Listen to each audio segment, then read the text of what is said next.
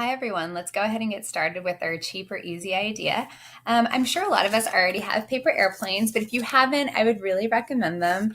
And what I did was after the kids got kind of tired of doing just the airplanes, I added an extra thing that I saw online, which was adding a rubber band for propulsion's sake. What the kids did was they sat down, I gave them a bunch of instructions on how to do different airplanes, trick airplanes, easy airplanes, long airplanes, fast airplanes, everything that I could find online that I thought was age appropriate.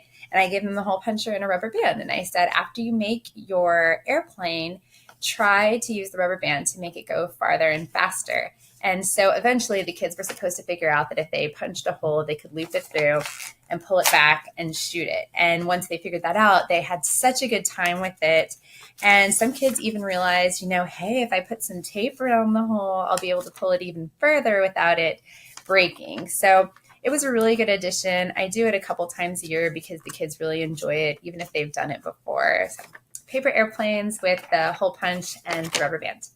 For our non-tech item that we had to buy, I have this shape by shape tangram puzzle by Think Fun. I love Think Fun so much. I think a lot of the things that they create are a great addition to Makerspace. They have so many great options out there. So the shape by shape is tangrams, like I said, but it's a little bit different in that they give you these challenge cards and there's no lines or anything, and the kids have to figure out how to do it. And on the back, there's one hint and two hints. And the shapes aren't your normal tangram shapes. They're a little odd, and the kids have to figure out how to do it, hopefully without the hints.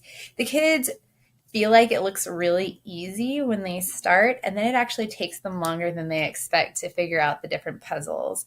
I think it's been a good addition. Usually only one or two kids can use it at a time, but I really like it. I think it's a quick, simple way to get kids thinking and problem solving. For our tech item that we had to buy, I just wanted to revisit Robot Mouse because I realized that not everyone has the kit. So I wanted to show you some of the things that we do when we're not using the kit because we don't always. So what I do with Robot Mouse, and even with Bbot or Bluebot, if you have one of those, is I measure the distance from start to finish of how far it travels. For Robot Mouse, if you have the kit, you can actually just measure the block. And I create a map, if you can see it. And there's rocks, and there's dinosaurs, and there's hearts on this one because this is a Valentine's one. But you can do whatever you want with it. And so what the kids are going to do for their Valentine's Day challenge is they're going to start at one dinosaur, and then they have to avoid the rocks and collect all three hearts to get them to their friend for Valentine's Day, the other dinosaur. And so the kids are going to put the mouse on the first one. I'm going to code him to go all the way around, and at the last one, at the dinosaur friend, and deliver the Valentines. This is a really good way to use your Bluebot or your Bbot and your Robot Mouse just because it gives you a lot more options. If you draw a grid and you have that template and you know how far to draw each square, you can do things like math, money, sentences, alphabet, pretty much anything that you want. And so it really just broadens up what you can do with those two items and pieces of technology. So I thought I'd just pass that along to you to help you out with utilizing those. And for our website, it is called Beatbox, and it is a free music creation tool just because I personally love those and the kids like them too. So for Beatbox, it's BEEPBOX.co.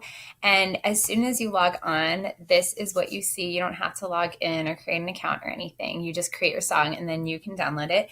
And what I like about it so much is that little kids, all the way up to older kids, can create things. Little kids can kind of just click things around and listen to how it sounds. And older kids can actually make something that sounds legitimate. So I can't talk and record the song at the same time. So I'm just going to kind of mess around so you can get the gist of it.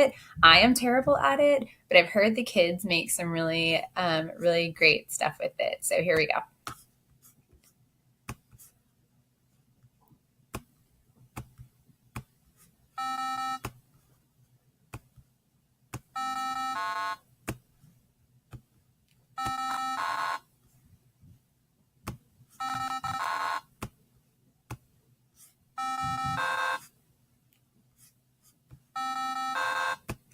So you kind of get the hint that you just click on the different octaves and you click in the different areas and you will create basically this neat little song. And there's so many different options that you can mess around with. I'm just showing you the basics.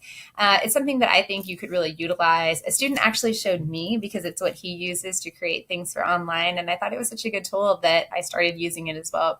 So that is beatbox.co. I hope all those ideas helped you out. I hope you have a wonderful week. Bye.